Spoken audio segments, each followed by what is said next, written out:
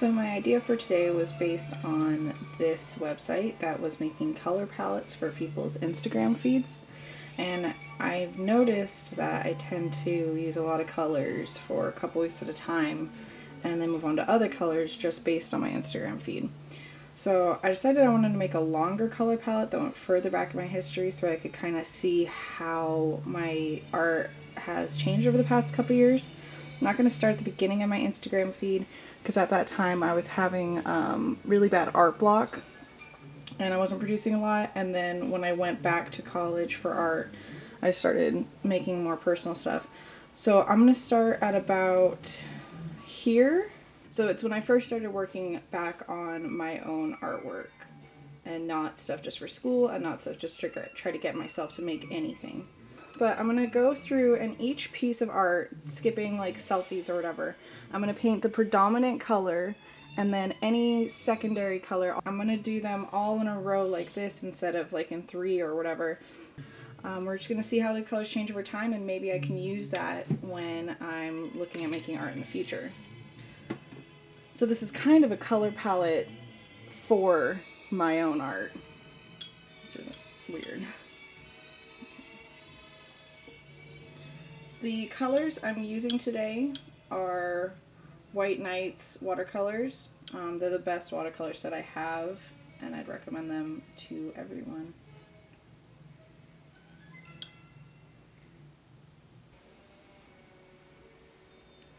One thing I'm noticing as I'm going through this is that this is really forcing me to mix up colors that I use a lot in other mediums with watercolors, which I don't think I've done for like half of these colors. I don't think I've ever mixed them out fully using watercolor. It's also giving me a good opportunity to see how the colors I have with this White Night set interact with each other in unusual like patterns, like in ways that I normally wouldn't mix them up. And just trying to mix these colors is a whole activity in itself, and these are colors that I know I like and use, so it's like worth my time.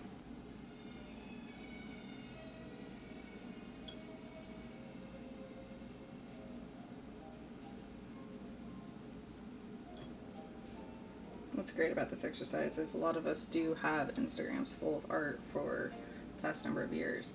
I didn't start using Instagram until pretty late.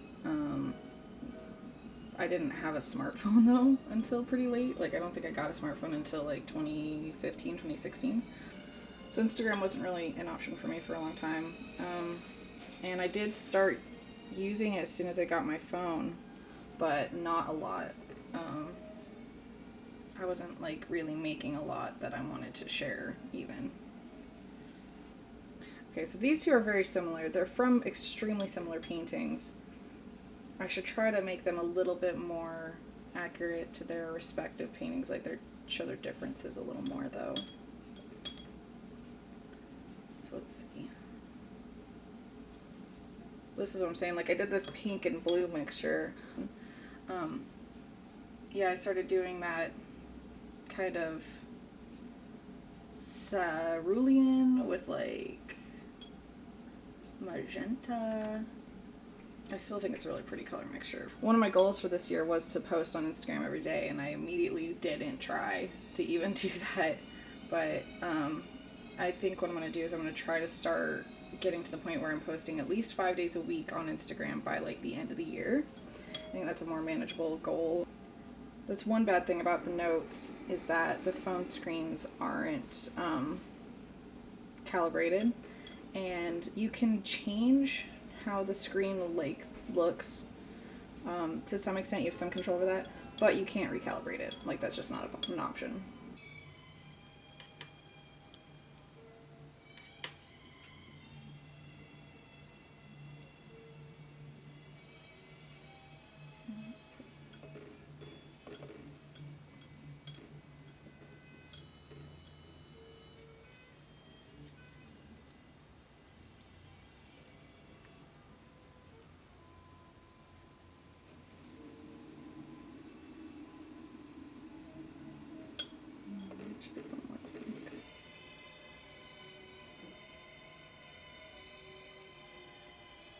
This turquoisey color is like literally my favorite color, so I'm surprised, always surprised that I don't feature it more in my artwork.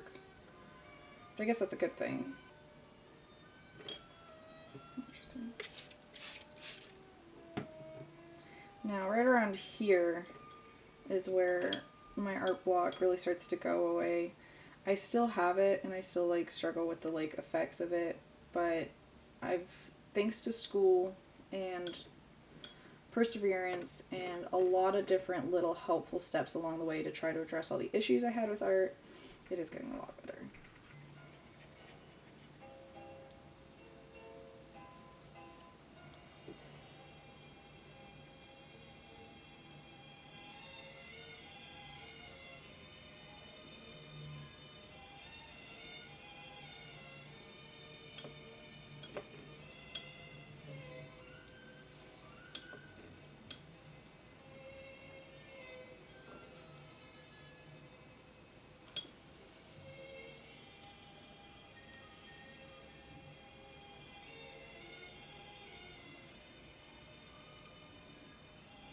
One great thing about this exercise is you are effectively creating a series of color palettes that are unique to you.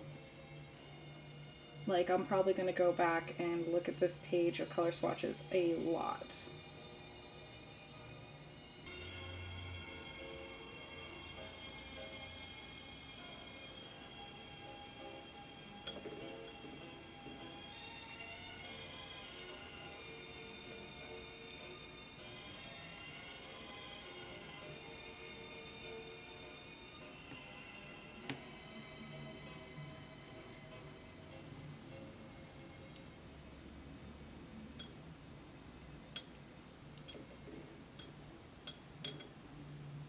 What's interesting too is the way that the other Instagram posts I made, like from concerts or whatever, the way those interact with the artworks around them.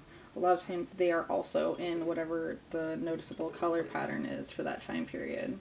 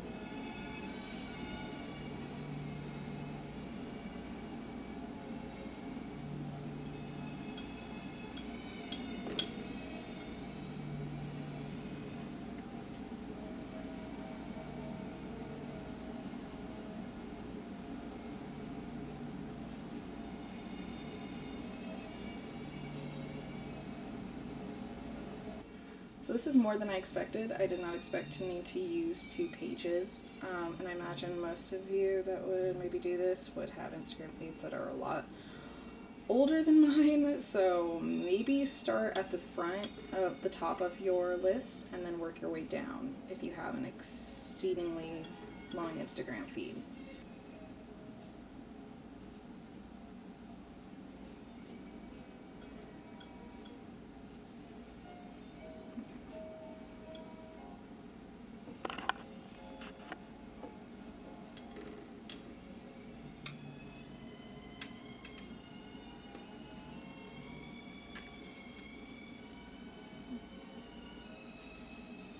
So some of the more interesting mixes, I would say, are a lot of the pale ones. That is particularly pretty, as well as the ones where you can see granulation.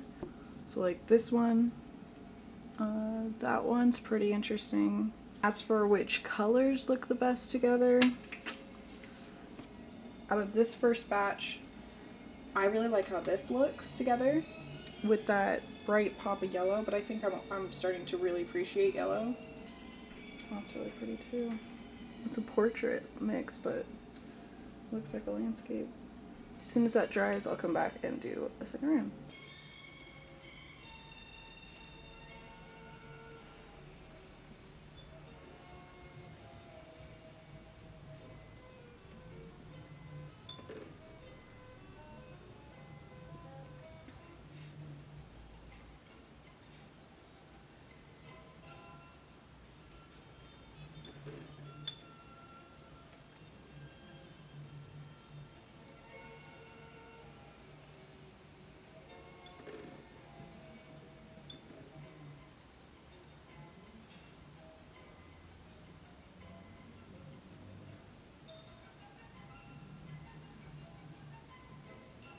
Yeah, I'm hoping this will get me like using more subtle colors too with my watercolors. I end up using subtle colors more in digital work because I don't allow myself to pick up colors very much from you know, the color picker. I generally lay down some colors towards the beginning of the process and then continuously pick those up instead, and that helps me avoid like choosing colors that I think should go there when they really shouldn't. And it's also helpful for making more natural looking scenes just in general. Losing that bit of control where if you mix the color and that's just what it is now, it really helps you avoid making art that looks like so clearly a drawing.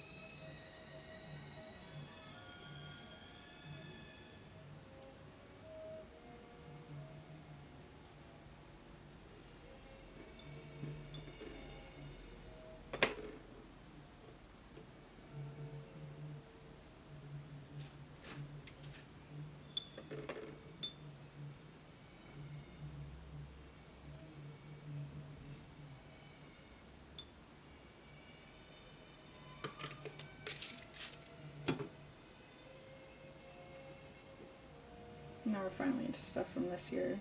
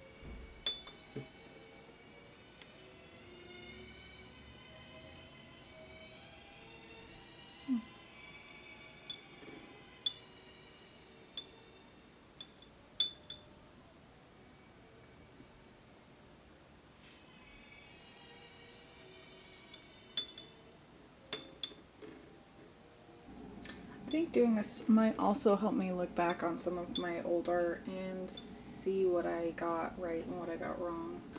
So, this is it. This would be the entirety of my Instagram art feed since I started making my own art again. There's a lot of very interesting things being done just by the watercolors themselves. There is some weird like granulation stuff happening there, there, there, and here, and I'm sure more will come in as these last few bits dry. As for interesting color combinations, I'm really liking the light orange and light pink with the dark bluish browny blacks. I think a lot of these softer colors are really nice with each other, and I really don't use soft colors enough. I feel like I don't know how to use them with impact, but I think this is giving me some examples. So for example, this warm like light brown with this kind of lavender looks really good together. Obviously these two go together, but these are like basically blue and yellow, so of course they do, but I haven't mixed them like this before. This looks very classy to me. So these are very similar colors as well, but I'm finding that stripe of darker color really makes it more interesting. This is particularly beautiful. This is a kind of combination I've been looking for in my art, and I've done a couple pieces that use this aside from the one that I ended up using to make this example out of. As for patterns, which is why I did this originally, I do see that I tend to use blue more than any other color, which is not a surprise to me, nor is it a surprise to anybody who knows me, because everything I own is specifically this color blue. But I'm glad that it's not the only thing I used. I am surprised by just how much yellow I'm using. I know that I hated yellow as a kid, and I knew that I was starting to like yellow more, but I didn't realize how much or how often I was using it. I can see that I really do stay away from a lot of greens. I'm still happy with White Nights watercolors. I think they're amazing. This doesn't look very good, and this is something that I would do a lot. And a lot of these colors like don't go well together, especially towards the beginning. And when we get down here, I mean, I still don't think they go great together, but at least they are interesting and fun, so that's cool to see. Just in case the camera didn't pick it up well, here is another pass at all the thumbnails. I think this would be really interesting to see color palettes made from your entire Instagram feed and see how it changes over time. If anybody tries this, let me know, because I actually would really love to see this. And I'm going to leave this hung up on my wall so that I can use it when I'm making art in the future, and I can figure out what colors I want to put together without having to actually try it out and wasting a whole bunch of time. Thanks for watching though. Have a good one.